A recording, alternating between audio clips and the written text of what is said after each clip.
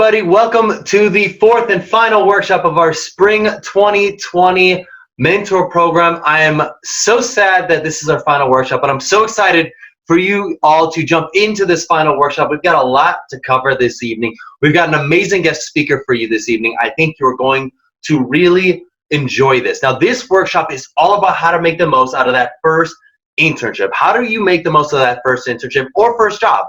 Maybe you're jumping into a full-time job, you're a senior, you're graduating. Maybe you're hopefully jumping into an internship. Even if you're not jumping into an internship, maybe you're working on a part-time job that you want to make the most out of for the summer. That's okay too. This workshop is all about how can you make the most out of that first opportunity over the summer so that you can really set yourself apart. By the way, if you have a part-time job and you don't have an internship, there are plenty of ways that you can go about setting yourself apart in that part-time job that could lead to internships down the road. Seriously, do not settle and do not sell yourself short for the network that you could create from any particular opportunity. I know that I could tell you that back in the day when I was a server and bartender, I met plenty of people that ultimately opened up doors for opportunities that I ended up taking advantage of later. You never know who you will meet, even in the jobs you think are not your main thing. It's understandable, but leverage it. Don't ever write any potential connection off. So, as you all know, my name's Garrett. I'm the founder of Ambition in Motion. This workshop's going to be about 50 minutes long.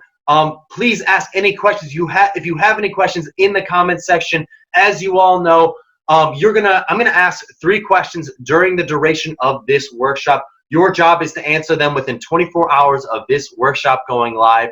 I don't necessarily know exactly what the questions are going to be. I always prompt them based on our guest speaker. Sometimes I'll slip in an intro question during this segment here. It just depends how I'm feeling for the day. So I'm so excited for you all to jump in, learn from our guest this evening. I'm so excited to learn your answers to the questions that we ask you, and I'm so excited to engage with you all. Now, I really want to set the expectations. As you all know, you're not going to get an internship handed to you on a silver platter. That's just not how this program works. Now, by the way, have students landed opportunities at Google, major investment banks, major engineering firms, major marketing firms? Absolutely. Happens all the time. But have they done that as a result of meeting with their mentor, taking advantage of the things that they've learned through this program? Yeah, absolutely. But if you think this is going to get handed to you on a silver platter, I think you already know by now that's just not how this program works. You have to work for the things that you get.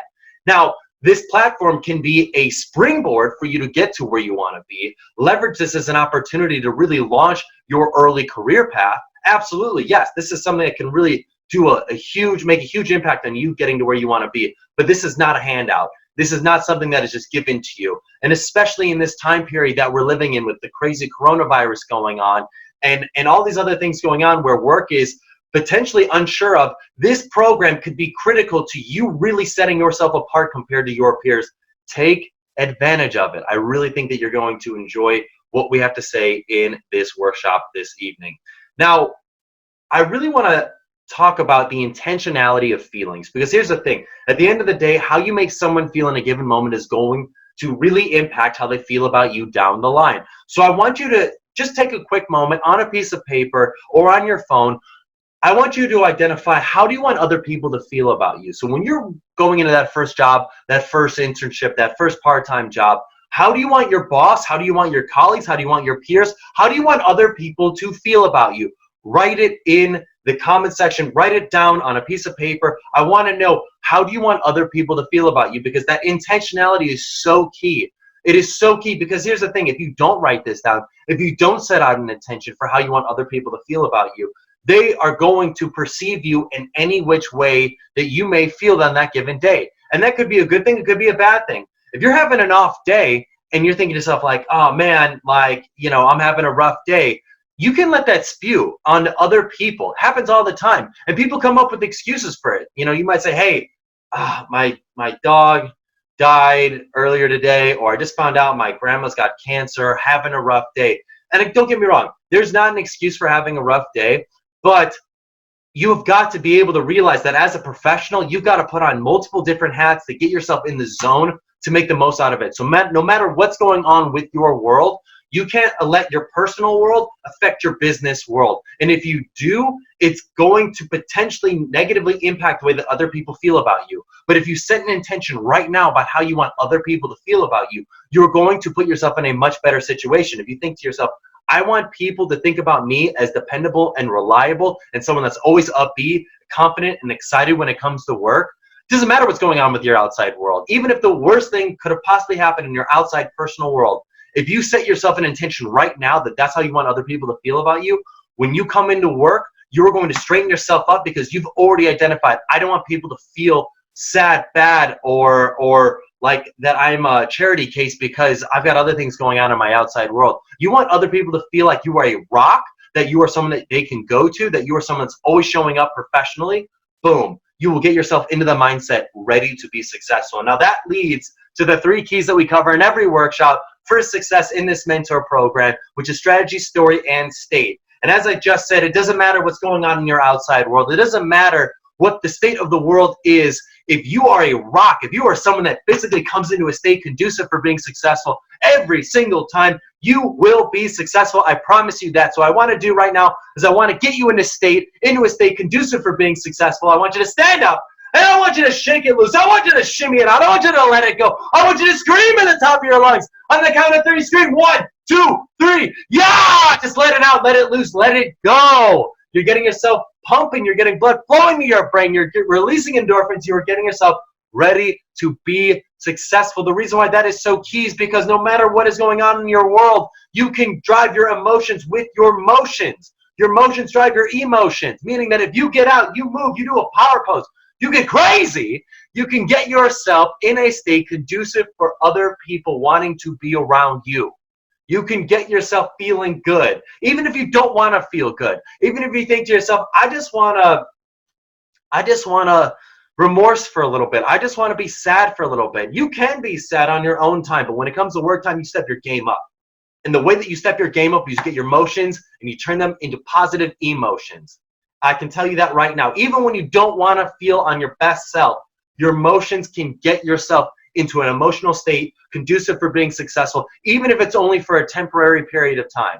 I promise you, your emotions, getting moving, getting running, getting going, getting just shaken out, will get yourself successful. And that will be a huge catalyst for you being successful on the job, standing apart from other people. Because everyone else is going to wonder, like, man, how are you able to stay upbeat, positive, just like a go-to person every single time while other people are taking sick days or just having off days? And you can tell, everyone can tell.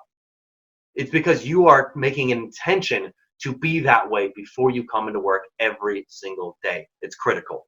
Now, the next key is your story. What's the story you tell yourself? Now, that's a big point of the intentionality. What is the story you tell yourself for why you're going to be successful?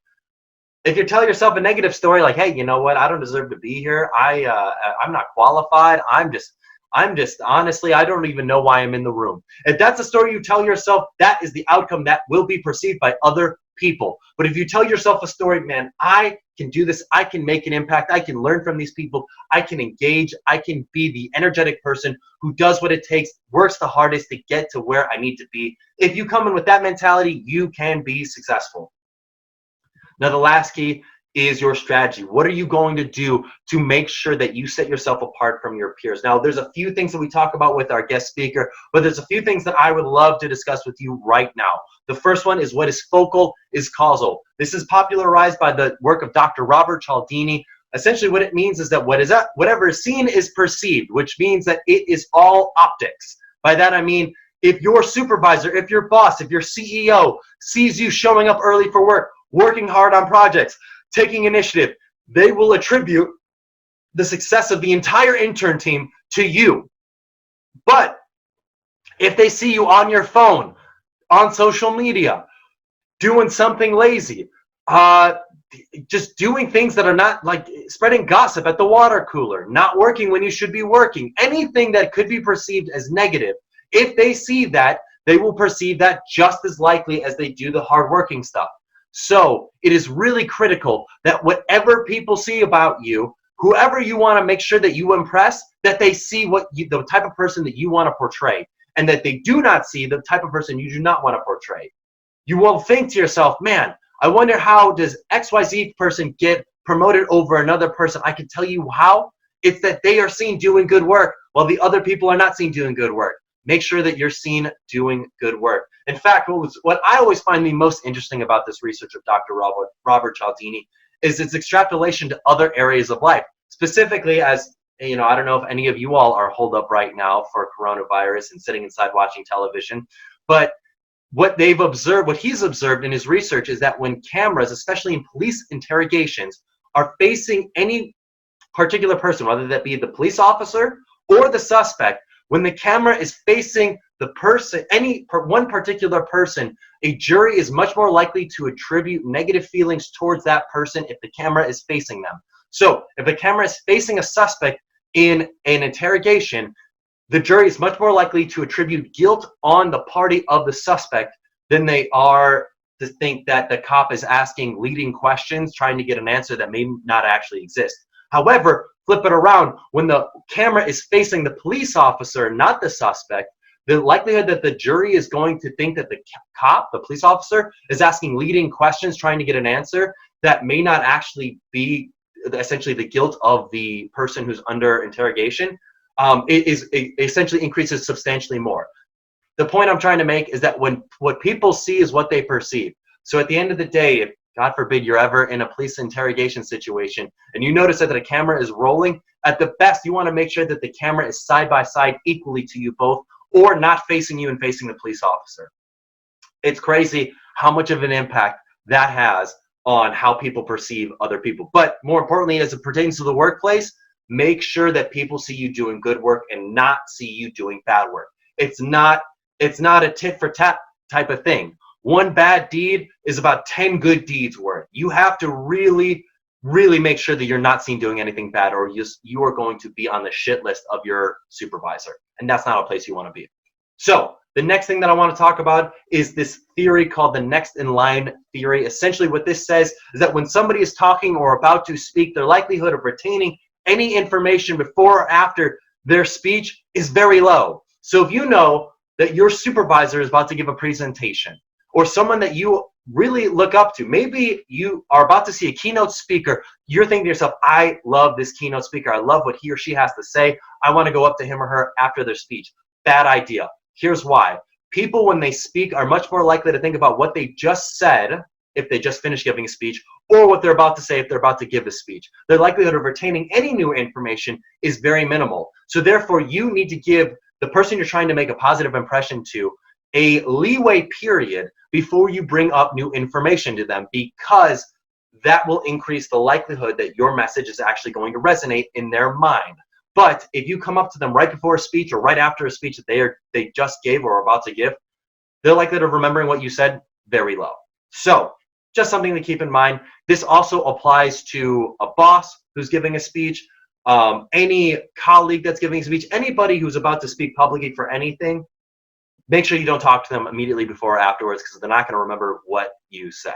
So the last thing that I want to touch on is this concept called matching and mirroring. This is a great key for building rapport in the workplace, especially for someone who's got negative body language. So I think we've touched on this before in the past, but you should not have your arms crossed when you're at the workplace. It conveys that you're closed off and that you're not open to learning new information. But there's a lot of people that have bad body language in the workplace. There's going to be a lot of people that will cross their arms to you. Can you cross back? The answer is yes. And I know this might sound crazy, but people feel a subconscious connection to others that they are similar to. And this can be in your mannerisms and your speed of speech. Not your dialect of speech, but your speed of speech. So if somebody has a very thick Southern accent and you try to emulate that Southern accent, but you don't actually have a Southern accent, they're going to sniff that out immediately. It's going to be perceived as inauthentic. But if someone's talking really quickly and you're saying, I'm going to work on that, boss, I'm going to make sure I get that done, I'm going to work on it right away, they're going to think to themselves like, man, here's a sense of urgency, someone who's really with it. That's awesome. But instead, if you respond by saying, yeah, boss, I will get to it, and I will make sure that I get those assignments complete, they're going to be thinking to themselves, what the heck is wrong with this kid? Like, what, does he not like get it? The sense of urgency? It's crazy how your speed of speech is actually perceived so similar together. So if you notice that someone talks really quickly or really slowly, following their speed of speech, matching and mirroring their speed of speech, can actually help you build rapport with them. The other key is other body language. So like I said, crossing your arms. If someone's playing with their chin, you can play with your chin. Don't try to be overly obvious about it, but you can do it subtly. So if someone's playing with their ear, you can play with your ear. And I know it may sound crazy, but you can try this with a friend who's never heard this before. Go up to them, see if they've got any mannerisms. Maybe they're using their hands like this a lot. Emulate those hand gestures, and then all of a sudden introduce a new gesture. All of a sudden, maybe start playing with your nose. It could be any gesture, honestly. Start playing with your nose. Do it. First, emulate their hand gestures for about 5 minutes. Then introduce a new gesture. Watch what happens. They're going to start playing with their nose. They're going to start emulating the new gesture that you have now introduced. It's crazy. It's fascinating how it works, but it builds rapport between other people in the work environment. I think those are some really critical tips for you to know. The last thing that I want to leave you with is the 30 and 90-day rule. The 30-day rule is for an internship. When you first get into an internship, this is, by the way, a Fortune 500 CEO taught me this tip, and that was when you first go into an internship, meet with your supervisor and ask him or her the question, what did the best intern you ever have do to set themselves apart? On the very first day, ask that question. They're going to tell you exactly what they want you to do to set yourself apart. For the next 30 days, go ahead and do it. Don't complain. Don't ask questions. Don't share any professional goals you've got for yourself. Just go ahead, put your head down, work hard. After 30 days, you have built credibility with this person. You can then say, hey, boss, would you be open to having a conversation? I would love to share with you some of my professional goals. Boom. That's where you share some of your professional goals. That's where you say, hey, I'm interested in connecting with people in these areas or these types of fields or these types of industries. And because you've earned credibility, they will help you get there. Why? Because you've earned that credibility. But if on day one you ask for that and you've earned no credibility, they're not going to do it. Or if they do, they're going to only do it on a light version. You're not going to get the full force of how they could possibly help connect you. That is something that's really critical. 90-day rule is the exact same thing, but for a full-time job. You get a little bit longer to really build that credibility with your supervisor and your employer. So those are key tips. The last thing I want to just really mention is really starting to help you get into a routine. I know that the best way to learn anything is to actually teach it. So what I want you to do is I want you to find somebody. This could be a friend. It could be a peer. It could be a classmate. It could be anybody. Teach them something that you learned in this program.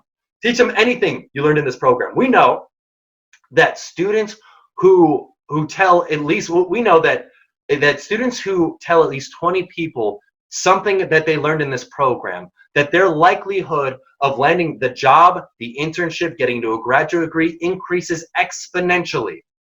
We know that the more people a student tells, the more likely they're able to do that. What we've identified as 20 is that magic number. And this doesn't necessarily have to be you teaching them a full seminar of anything we taught. It could be literally you bringing up casually in conversation, like, hey, I learned about this thing called matching and mirroring. It's really fascinating. Boom, that's it. That's one person. Or multiple people if you're in a group. But what we've learned is that the more people you tell, the more likely you are actually going to retain this information, the more likely you are going to actually apply it into your professional life, and the more likely you are actually to achieve the goals you have set for yourself professionally. It's crazy how it works. It's a network effect. It really does make an impact. So I want to challenge you that after this workshop, you go out, you identify a friend, you teach them something you learned in this program, and its likelihood of sticking increases exponentially. I really want to challenge you to do that. This is our final workshop. I'm really excited for what you are able to accomplish over the summer. I would really encourage you to be in the program next semester. You're going to get a new mentor. We're going to have new speakers. We're going to talk about new content. I think you're going to really enjoy it and really springboard your career into another level. I think you're going to really enjoy that. Thank you all for being here. Have a wonderful rest of this workshop. I look forward to seeing you on the next part.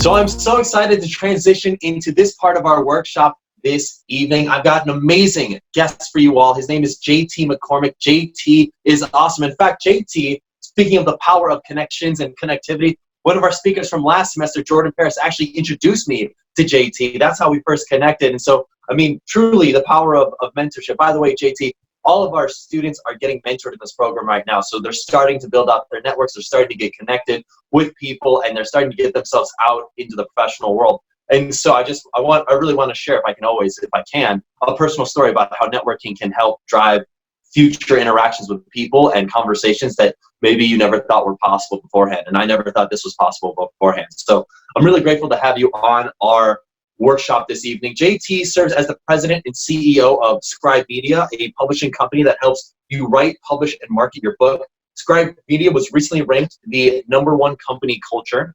Previously, JT grew Headspring Software to a multi-million-dollar company. JT also wrote the book, I Got There, How a Mixed-Race Kid Overcame Racism, Poverty, and Abuse to Achieve the American Dream. JT also mentors at-risk youth and youth in low economic situations. JT, thank you so much for being here. For sure, man. This is awesome. Thank you, Garrett. So, JT, our topic for our workshop this evening is how can we make the most out of that first job or internship? What can we go in to do to really set ourselves apart, to go in with a bang, really make sure that we're getting the most out of this experience? But before we jump into that, I was hoping, I gave everybody the brief bio of you, but would you mind briefly sharing with our audience a little bit of your story and kind of how you got here today? Oh man, Garrett, that's a loaded question, man. How about we do this? Because you said share my story. Give me some specific questions to answer, and we'll take it down that path. Yeah, I love it. Okay, that sounds like a good plan. So I know that you've faced some serious adversity getting to where you're at. I remember you told me your story about how you started at the very bottom of a company and literally worked up to the top and made it a multi-million-dollar company. I know that there's a lot of students that aspire to be like that. A lot of students think about jumping in to a company and thinking like, okay, I'm gonna start at the bottom, but eventually I'm gonna be the CEO. For most people, that doesn't happen. I think from a real world perspective, that doesn't normally happen. How did you do it? How were you able to accomplish that?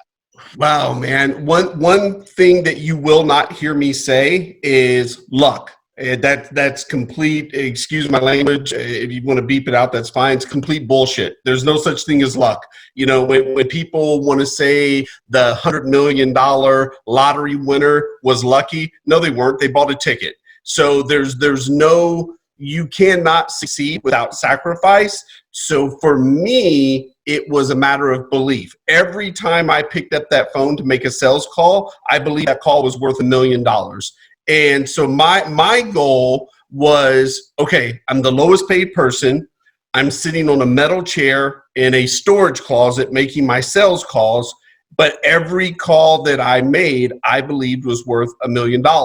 I was willing to stay late. I was willing to come in early. I took as little as vacation as possible. I was at that software company for 5 years, and in 5 years, I only took 11 days vacation. And you and I both know we live in a world where people take 11 days vacation in Q1.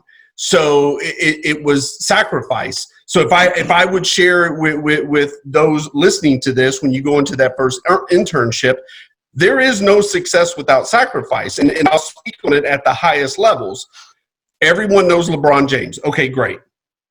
Everyone celebrates the fact that LeBron James makes $100 million a year. He's got his own shoe. He's got championships. But nobody talks about when LeBron James is on an 11-game road trip, he's missing his daughter's activities, his son's activities. He's not there at night to have dinner with his family. So no one wants to talk about the sacrifices individuals make in order to achieve the success. We live in a society, Instagram, Facebook, TikTok, whatever.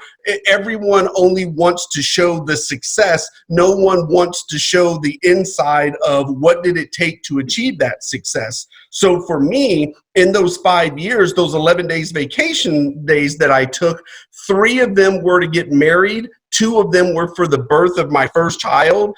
1 was for the birth of my second child. Matter of fact, my wife used to make the joke. She used to say, so, okay, if we have another one, what are you going to do? Just leave at lunch? And so, but if you want to achieve success, you got to sacrifice. There is zero success without sacrifice. I love what you had to say about that, because I think the big takeaway that I'm taking away from what you're saying here is perspective. See, what I often hear is, especially from students, is, oh man, like I worked so hard, I worked my ass off on this, or I worked really hard on that. And it's like, a matter of perspective. It's like you are the average of the 5 people you spend the most time with. So your Right. perspective of hard work is based off of what you see other people doing. And if you see other people, what you think is hard work, and you're outworking them, but in reality, it's really not that much of a sacrifice. You know, you could reasonably argue that you're not really working that hard. It's just as a matter of perspective. You're just around a bunch of lazy people.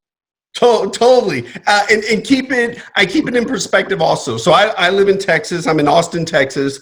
And there are a ton of people who work harder than me. The men and women who are cleaning hotel rooms on a daily basis, oh, they all work harder than me. The goal is, what results are you driving with the opportunity that you have? The people who are out laying landscape in 103 degrees in August here in Texas, they all work harder than me. But what results are you driving with the effort that you're putting in? And I would say for a lot of the college students coming into this and looking for their first internship and their first career coming out of college, one of the biggest things is, don't get caught up in the work-life balance bullshit. That's such a bullshit debate. And here's why.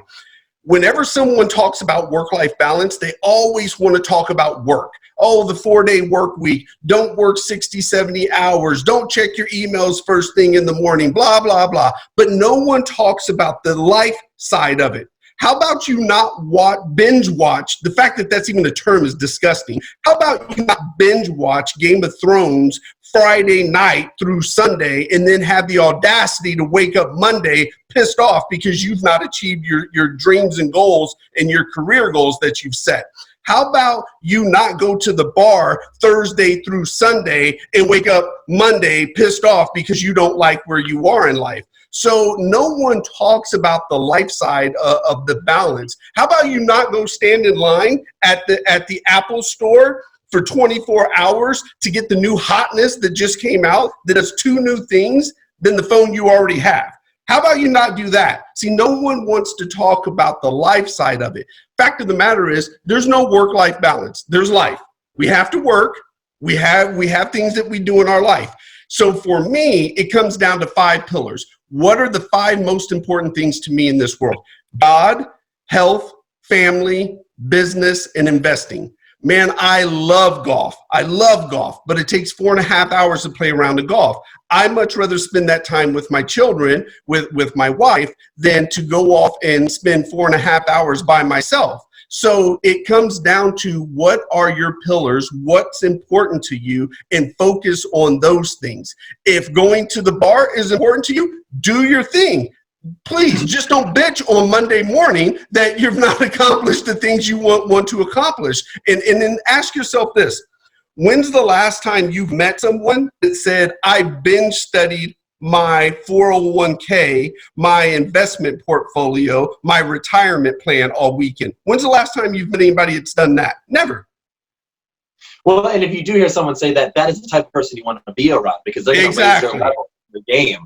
If like that's the type of person, or those are the outcomes you aspire to achieve, those people who do say those things, those are the people you want to be around. Or if you don't know anybody who's doing anything like that, you could surround you. It's what we call one-way mentoring, where you get guidance from, let's say, a Tony Robbins or someone who's doing something crazy, living their lives on a much higher level. And if that's the case, boom, take advantage of it. Listen to that advice and set your standards to those standards.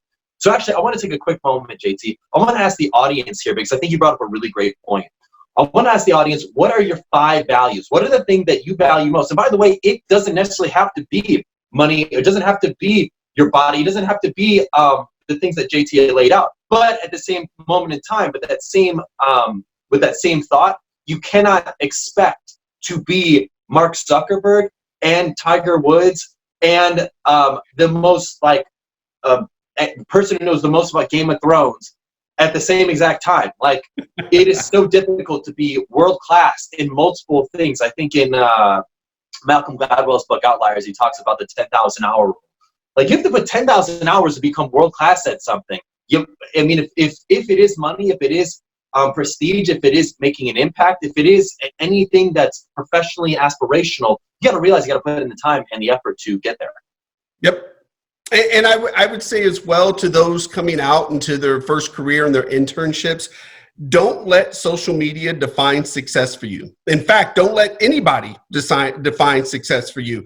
One of my aspirations and definitions for success, it was money, still is money.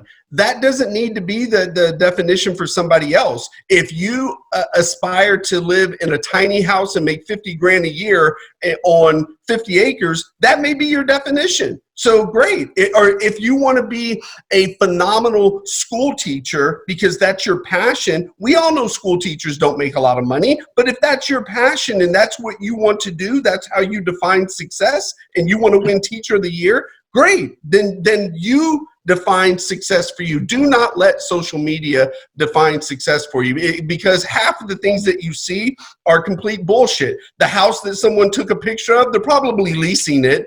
The car that you see someone, that's probably on a 3-year lease as well. So don't buy into the half-ass things that you see on social media that aren't even, there are not reality. Yeah, and even if it is reality, at the end of the day, it's not your reality. And right. at the end of the day, it's not how you are living your life. So whatever expectations you set for yourself, I think a great way of maybe like pulling what you're saying out of here is be yourself and be cool with yourself. Don't compare yourself to others. Play your own game. Stay in your own lane and be successful in your own lane, your own life. Because, I mean, you can, like, anyone can get like enough. Money is a resource you can get more of, but you can't get enough time. If you're not spending your time happy, you're not spending it right. Like, if you're constantly reaching to get something else because you're not satisfied currently, you will always be reaching. And so I think that's, I guess, a really good point that you're making. I see this often, and I know I personally had to experience this as an entrepreneur. I started my business bootstrapping right out of college, had a lot of friends that were accepting jobs, 50, 60, 70, 80K right out of the gate. And yeah, I mean, if I were to sit here and like try to compare myself to the cars they're driving, the cities they're living in, the type of houses they're living in, the lifestyles that they're living, yeah, I mean, I wouldn't be able to make it work. It's just like I wasn't making any money. Like when we first started Ambition Emotion, we were like making any money for the first few years. I was a bartender and server to pay for rent on the side. And so it's, I guess the point I'm making is that if you can eradicate that social media, or rather that expectation that you need to live like A, B, or C person, you can start to be happier with yourself and play your own game. And yeah, I mean, that's the ultimate thing. Yep. So JT, I want to talk about expectations. I would love to learn your thought. How can I, as a college student, if I'm a college student, how can I properly set my expectations for that first job or internship? You know, the number one things that I would say going into it is, number one, be on time.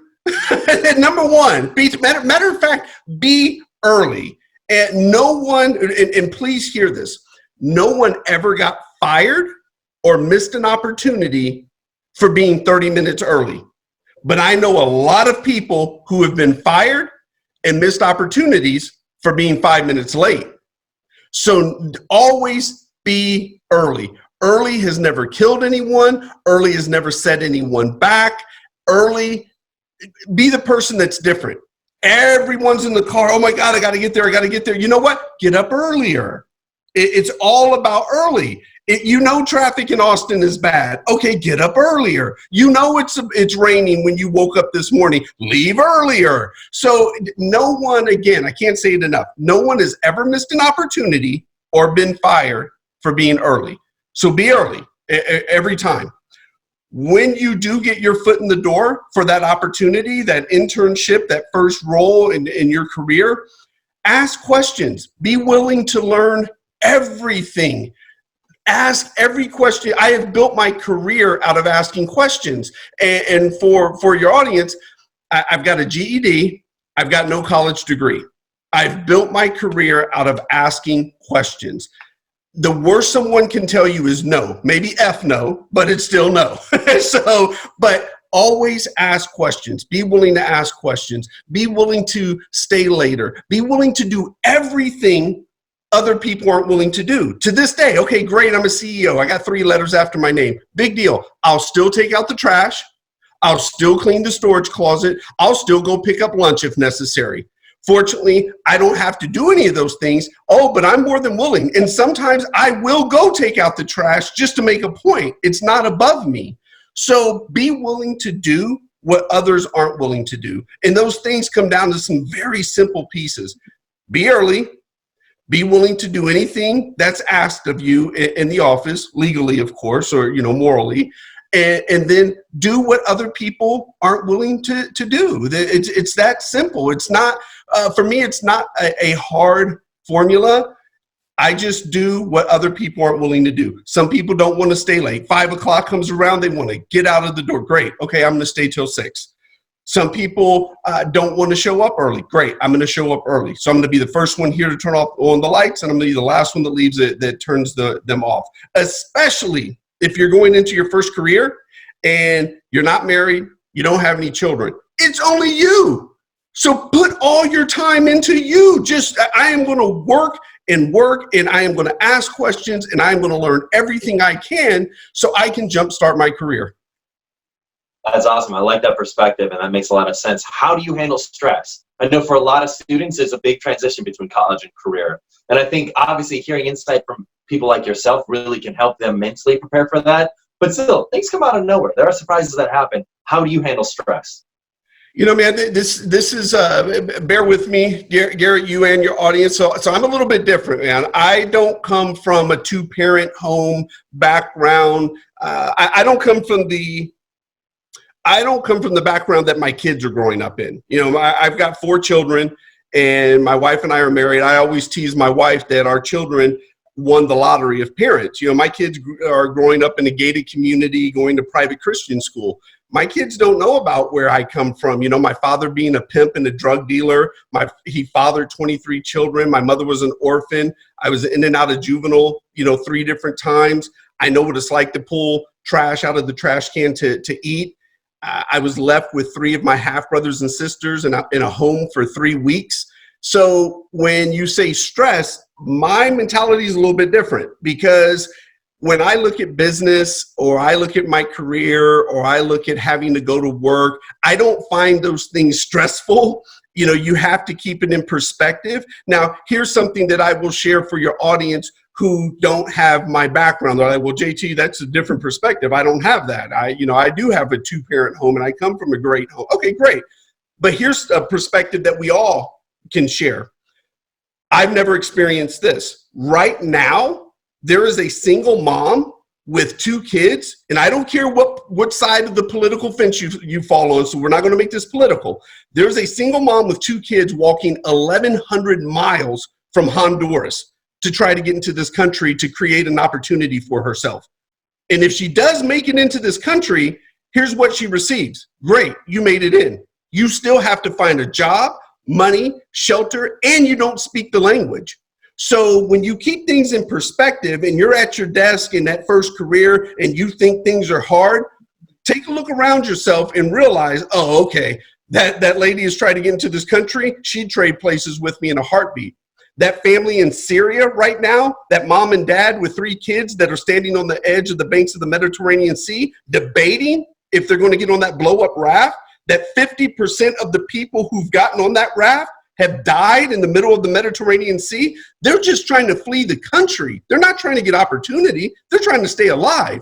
So whatever I'm doing at my desk that day that, oh, Mr. Boss or Mrs. Boss made it a little bit stressful, kind of not that stressful when you keep it in perspective. And then the last piece that I'll share, Garrett, I do this daily, and I believe everyone should do this. Whenever you feel that life is bad, no one likes me, the world's collapsing, take a step outside of your office, take a step outside of your house, your dorm room, whatever, and within a 1-mile radius, there is somebody that will trade places with you in a heartbeat. It's a great perspective. I love that. I think that makes a lot of sense. And I appreciate you shedding light on that, because I think that's not a topic or really a subject that we've talked about, but I think that is absolutely relevant. I think it makes a ton of sense. I think perspective means a lot, but I also think perspective can go even on a minute level. I think one thing that I really am taking from what you're saying is that oftentimes we sit in our own bubble. We sit in our own world of our thought and what we think is around us or we think is happening. And unfortunately, I'll hear this a lot of times on the corporate side of when I work with some companies. I'll talk with employees, and sometimes they'll say things like, oh man, XYZ person is sabotaging me, or they're constantly taking action to like hurt my career path. And I think the reason why that's relevant to this is because the point is that people live in their own world, their own mind. And what they don't realize a lot of times is how other people are feeling. They struggle. People tend to struggle to empathize with other people. They formulate a lot of assumptions about who other people are or how they got to where they're at. And they also assume that if they are doing something that's frustrating to them, that they're doing it to frustrate them on purpose, not because in their mind they don't even realize that it's negatively affecting, XYZ person. They're just running in their own lane, and this is the most convenient path for them. Yep. So, we all do this, and I'll share this with you. I'm human, man. I make mistakes. I have to keep things in perspective sometimes, and I'll give you a great example, man. This past Christmas, I left the office early, and I said to myself, okay, I'm going to go home early. We're going to watch Christmas cartoons. We're going to make some popcorn, and I leave, and I get stuck in traffic. And I'm talking stuck. Like I had to put the car in park. So I'm pissed. And I text my wife, I'm about to lose my shit. I'm pissed off, blah, blah, blah. And the minute I put the phone down, I said to myself, you know what?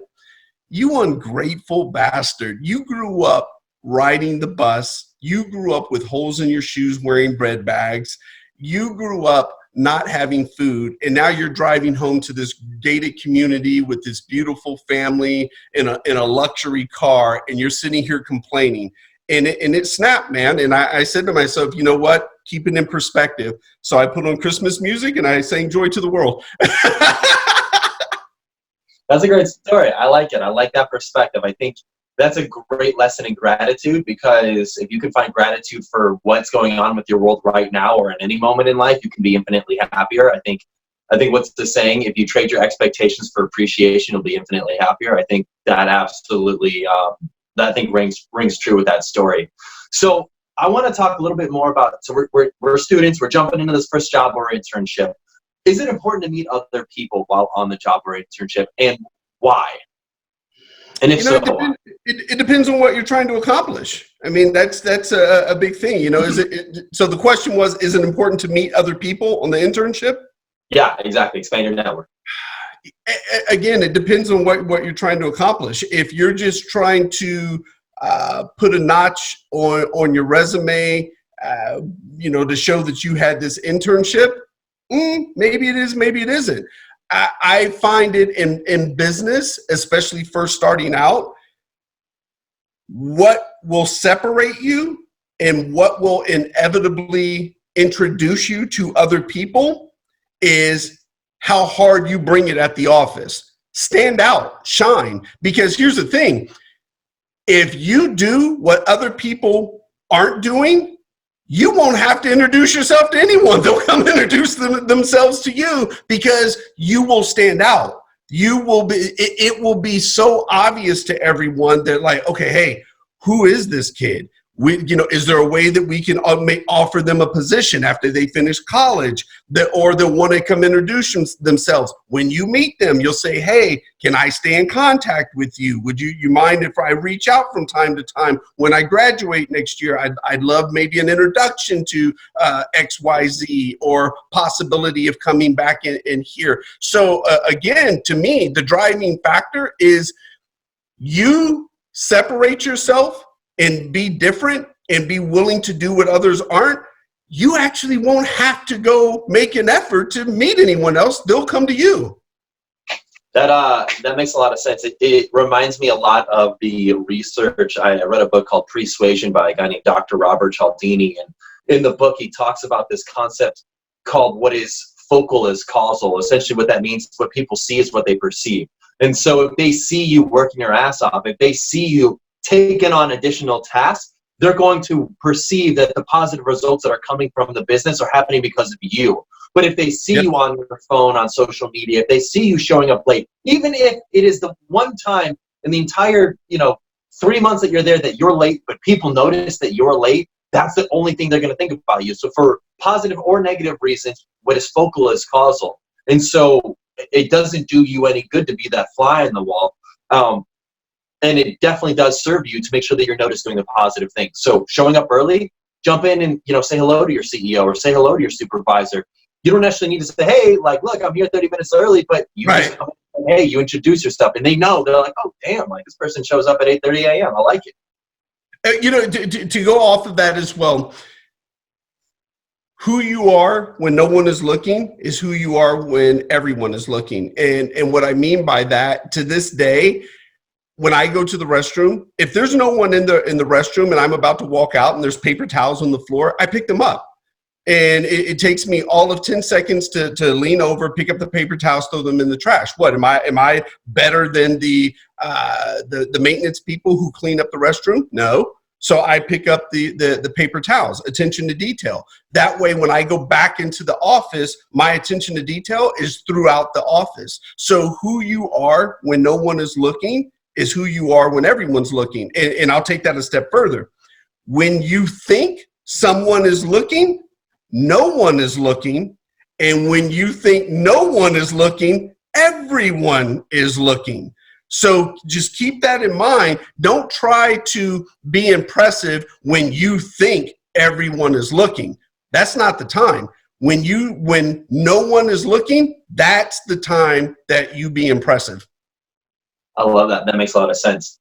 I'd love to ask you, kind of, I mean, on the same subject, but do you have any routines that you subscribe to in the morning to help you get you prepared for the day? Like, do you do things in the morning that really just get you in the zone? Do you have any, I guess, suggestions that for students that help them kind of get themselves going?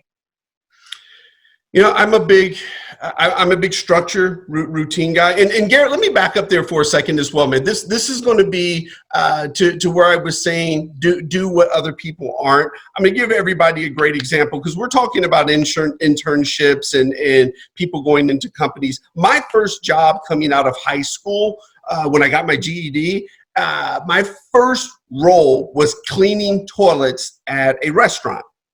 And I remember looking at those toilets and saying, okay, I'm going to be the best toilet cleaner in the state of Texas. And so everything I did, you know, my toilets were clean. I was a busboy. I had to clean the tables. So I would clean the tables, but I would also clean the salt and pepper shaker. And I would also make sure there were no crumbs in the chair. I do this day in, day out. About 3 months in, a couple that came in every day for lunch, they had been watching me and I did not know it. And they come up to me and they said, hey, we own a little business in the mall. We would love for you to come work for us. We make candles. And they said they had a little store in the mall. And I said, well, yeah, I'd come by, check it out. And it was much better than cleaning toilets. So, you know, I was a kid. I got to work in the mall. I was like, sweet, you know. But the beauty of it was, because I took pride in what I was doing, regardless of who was watching me, somebody was watching and I got another opportunity. I got paid a little more money and it was a step up for me. So I share that because even at the lowest level, I was cleaning toilets. I took pride in what I did and I wanted to make sure I was the very best at what I was doing. If you're going to do it, be the best at what you're doing. So, yeah. To jump to your, what was the question again for me, Garrett? What are routines? Do you have any routines that you subscribe to help you get yourself in the zone for a workday? I'm a big early morning guy. I get up at 4 a.m. You know, you don't have to get up at 4 a.m. to be successful. Don't fall into this trap. You got a few of these, I call them BS speakers out there. Don't sleep. You know, I'm successful because I don't sleep. You need to sleep. I used to be one of those people that, you know, I can go off 3-4 hours of sleep. I am so much more productive on 6 hours of sleep. I have found that that's my range. But you got to sleep. You know, you got to sleep. You got to sacrifice in order to be successful. So I'm an early morning guy. Get up at 4 a.m. First thing I do is I pray. Then I do a little bit of study as far as business, see what the market's doing when I wake up. Then I head to the gym for an hour and a half. I get home, kids are awake, try to help them get ready for school. Then, man, I'm off to the office. I'm a big structure and routine guy, so I'm not a fan. People will ask me, well, do you sleep in on the weekends? man, I don't sleep in past 6 o'clock ever. It's just something that I'm not a fan of. You build in that routine, and then it just becomes a part of life. It's a habit. It's consistent. And so I'm not a big breaking of my routine. So that's mine. I get up early, and I like the same thing every day. And I also feel like, too, if you work out first thing in the morning, it just gets you going. Your body feels better. You're excited. The blood flow. You're thinking. But again, that's mine. That doesn't need to be the rule or the law, but those are my routines. I love that. And I think that's very consistent with a lot of the research from Daniel Pink about like deep productivity time and like mental time. And I think the idea of being able to do something productive the moment you wake up or early morning really helps you set the tone for the rest of your day. It's a release of dopamine that you get from doing something. I mean, I love that. I think that makes a lot of sense. And yeah, for me, I sleep a little bit longer. I sleep about 7.5 hours a night. That's my personal thing. But yeah, I'm up by 6, and yeah, I do a little mini workout. The one thing I have added, I saw Tim Ferriss and Tony Robbins do this. It's cold showers. It just zaps my system. I don't know why I do it. It just makes me feel better. I do it for like 90 seconds, and then I turn on like the warm, but it helps me get in the zone. I feel like, okay, one, if I can go from cold water to warm water, I feel immensely grateful to like get the warm water, because you got goosebumps all over your body for a minute and a half. But yeah. I think in my mind, I think like, shoot, if I can overcome this, I can overcome a lot of the whatever stress or hassles are going to come to me this day. And I'll share this to you with you also, Garrett. The very first thing I do when my feet hit the ground, I give a little gratitude, because I realize that. And I say this to anybody who asks, "Oh, JT, how are you?" I'm excellent. If you wake up in the morning and your feet hit the ground, you got to be excellent. And the reason why that is, there's somebody that didn't wake up this morning. There's somebody that's in a hospital bed somewhere with cancer that would give anything to get out of that bed and go use the restroom on their own. Not even leave the hospital, just go use the restroom. And so I always give gratitude for the fact that I woke up this morning and I can make the most of that day. I never roll over, don't want to get out of bed, because there's somebody, again, 1 mile radius, there's somebody who'll trade places with you in a heartbeat. Yeah, no, that's a really good point. I love that gratitude component of it. And yeah, I think that helps. I also think just even getting in the mindset of being more conscious when people ask you how you're doing, of saying like, I'm doing great, I'm doing excellent, as opposed to saying, yeah, I'm good, I'm all right. You hear that a lot. I feel like I'll ask that to a lot of people, and they'll say things like, yeah, I'm okay, I'm doing fine. And it's like, to your point, positivity's everything. It's actually easier to be positive than it is negative. It's hard to be negative. And so, matter of fact, this is a true story. You can actually get fired at our company for saying, thank God it's Friday. Thank God it's Monday. And so I don't do negativity. Now, don't get me wrong. I'm not walking around with rose-colored glasses like there's not issues or concerns in the world. But I choose to look at everything from an optimistic perspective. Like, how can we solve those challenges? I don't do negativity. Don't even, if you're a negative person, don't even come around me. If you see the glass half empty, don't come around me. If there's always a problem in the world for you, don't come around me. I choose to look at the beauty of life. The sun came out this morning. I woke up this morning.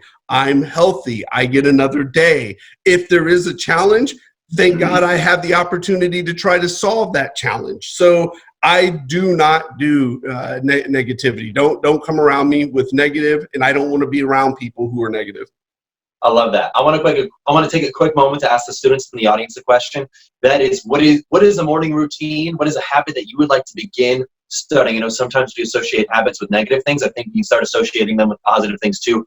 What is something, students, that you would like to start doing in the mornings to get you going for the workday, to help you prepare for that internship? Post it in the comments below.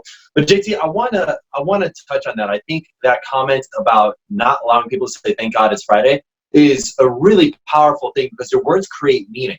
When you use terms like they, when we're referring to the company, or them, or you and I versus us and our, you're much less likely to feel an identity within the company. And when you use terms like thank God it's Friday, and you go into a Friday like that, you are insinuating that the time that you are spending on this earth is not spent optimally, that the time that you are having on the weekend is the optimal way to spend your time. And if you are spending the majority of your waking hours at work, you might as well be doing something that you are enjoying to do. So I totally understand it. If someone comes to you and say, hey, it's Monday, fuck that. No, fuck that. Get them out of there, because they're doing something they don't want to be doing. They're not in a place they want to be. Like, I don't want to be around that. I don't think anybody wants to be around that. It just brings everybody else down. So I completely agree with that. I tell people all the time, if you got to say thank God it's Friday because you feel the need to trade 2 for 5, you're in the wrong place. Go somewhere else, because if you've got to trade 2 for 5, get out. You're in the wrong place. Go find a different opportunity, one that's better suited for you. I just don't, thank God it's Tuesday. Thank God it's Thursday. I'm just, thank God you get to see another day. And if you feel that you're in a place where you've got to say thank God it's Friday, then you got to reevaluate the place that you're in. Totally agree with that. So let's talk about failure for a little bit. I think a lot of students fear failure, and it's something that I hear quite often. You're pushing the hot button, Garrett. What is failure to you, JT? So we all know this, man. Oh man, you're getting ready to send me on a rant. So Garrett, we all hear this damn term, fail fast.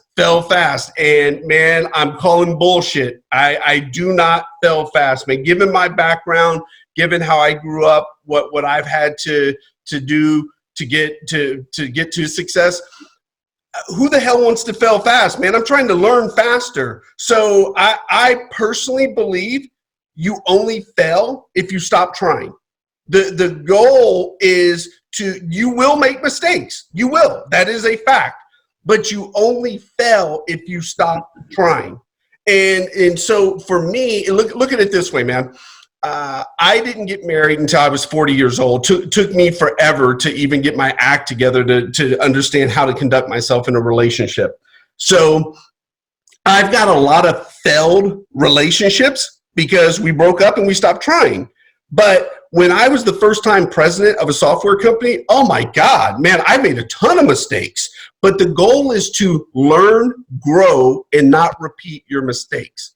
You only fail if you stop trying. And I'm going to share this with you where this mentality came from. In the book, Think and Grow Rich, I read about Thomas Edison, and I'm paraphrasing. It took him 10,000 times to invent the light bulb. And Thomas Edison said, did I fail 10,000 times, or did I find 10,000 ways that didn't work? And that became my mindset of you only fail if you stop trying. So I call complete bullshit on this fail fast mentality. And so many people say, well, it insinuates that you're learning from, I don't insinuate. No, it's learn faster. And I'll challenge you to step further, Garrett. Here's the thing that I really find that's jacked up about our society. We have the audacity to say we learn the most from our mistakes. But if you go to any LinkedIn post, any blog post, any article, everyone's talking about top 5 things Jeff Bezos does to be successful, top 10 things Steve Jobs does to be successful. No one's sharing their mistakes. Give me the mistakes. I need the top 10 mistake list. That's the list that I want. So for me, I always post on LinkedIn. I share my mistakes because I want people to learn, here's what I've done wrong over my career. Don't repeat my mistakes. And if we truly learn the most from our mistakes, why the hell aren't we sharing our mistakes? I completely agree. I think it's very funny. I was just talking about this the other day with a colleague of mine, and we were talking about this idea that, sometimes you'll see the books of, Jeff Bezos or Bill Gates, and it's like, if you work hard and dream big, you'll make it. And it's like, guys, there's a lot of mistakes that they made along the way. And I think there's this saying, misery loves company. And I think sometimes we think about that in a negative light, but I think we can look at it in a positive light. I know for me as an entrepreneur, when I meet with other entrepreneurs who I just think are way ahead of me, and they're just like killing the game, they're doing some amazing things, I'm like, gosh, I'm not even close to where they're at. But then they start sharing their mistakes. They're like, hey, I've messed up here, I messed up there, I messed up, this place too. And I'm like, wow, like I made those mistakes too. Like, no way, that makes you human. Like I realized Right.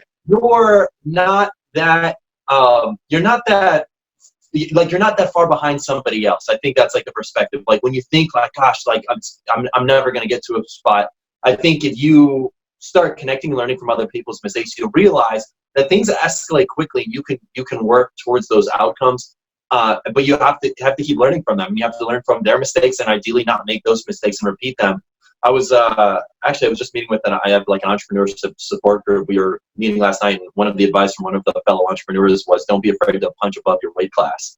And the idea, more or less, I think, if it does make sense, just be free, be cool with reaching out to people who you think are way ahead of you, because more likely than not, they're more similar than they are different than who you are. Totally. I have found that there's not, there's people who, especially for me, there's people who've got greater academic credentials and skills that I do. I mean, but here's the funny thing about it. Here I am, the CEO of a publishing company, and I can't tell you the difference between an adverb and an adjective. So that alone should tell people, oh shit, it's possible. When I was the president of a software company, I still can't write code. So my point being is, never look at someone and say to yourself, oh, I can't do that. I can't ever become whatever that individual is. And look at someone and ask yourself, why not? Why can't it? Or what do I need to do it better than that individual? So for me, I never look at a Jeff Bezos, a Bill Gates. I look and say to myself, oh, I'd like to be like them. I look at them and say, okay, how can I do it better than they did it? I like that. I like that perspective. That makes a lot of sense. I think if you're, it makes me, there's a few thoughts that come to mind here. I think I was watching an interview with Tony Robbins, and he was talking with some guy who came up to him and he said, hey, in 10 years, I'm going to be exactly where you're at. And Tony was like, no, you're not, because in 10 years, you'll be where I was 10 years ago. And in 10 years, I'll be 10 years ahead of where I'm at today. And I think the notion, the idea is that it's always be seeking for growth, always be looking for how you can do things better. So I think I love what you're saying when you say, hey, I looked at how Jeff Bezos made a mistake. I'm going to try to be better than that and not make that type of mistake. Yep. So one of the last couple of questions I have for you, JT, is what motivates you to continually learn more? I've been very fortunate, man. I love business. I love investing. I love, why did particular companies make the decisions they made? Why do certain leaders make the mistakes that they made? Or why did they achieve certain success based on certain decisions? I've just been very fortunate that I have found my lane in life, if you will. And it's something that I don't see as work. I truly enjoy what I do. I love listening to audiobooks about companies, business. I love watching CNBC. I love watching Bloomberg, all the financial channels, because I just love business. And what makes it go around? How did Sears go under when they technically were the original Amazon? And how did they, what decisions led to that collapse? What decisions led to Amazon's success? Why is Costco so damn efficient in what they do? So I've just been very fortunate that I truly enjoy and love what I do in life. I don't know how many you or your audience know who Charlie Munger is. So Charlie Munger is the partner of Warren Buffett. And Charlie Munger's like 96 years old, man. He's got glasses that are so thick, I swear he can see the future. But Charlie Munger is 96, still doing it, like still in the middle of business and hiring and decision making. And I'm like, wow, I want to do that. I never want to retire. What's retirement? I don't want to retire. So I've just been fortunate, and it motivates me. Business is always changing. The needs, the wants, the desires of individuals and people are ever changing. So, what makes business, go around? And I can't say it enough. I've been fortunate that I really, really love and enjoy what I do. I love that. That's a great response. So I want to take one final question to ask the audience. What motivates you to want to learn more in your field? Post in the comment section. I'd love to learn what motivates you to learn more. I hope you've learned a ton from JT. I know I have during this conversation. JT, how can our audience find you? Do you have any new books, podcasts, anything coming out where our audience can connect with you, learn more about you, and just dive deeper into your world? Man, the only place on social media that I am active is LinkedIn. You want to come find me on LinkedIn? I'm there. Like I said, I post lessons, mistakes that I've made. I post every Tuesday. I'll post a lesson or a mistake that I've made. I'll engage. I'll respond. You can email me. It's jt@scribemedia.com. I actually do respond, but yeah, those, scribemedia.com is our company. My personal website's jtmccormick.com. I'm easy to track down. That's awesome. Well, JT, thank you so much for being here. Students, thank you all for being here. This was our final workshop of the semester. I'm so excited for the careers and internships you are about to embark on over the summer. I hope to see you in the program next semester. Thank you all for being here. JT, thank you for being here. Have a good night, everybody. Garrett. See you. Take care, buddy.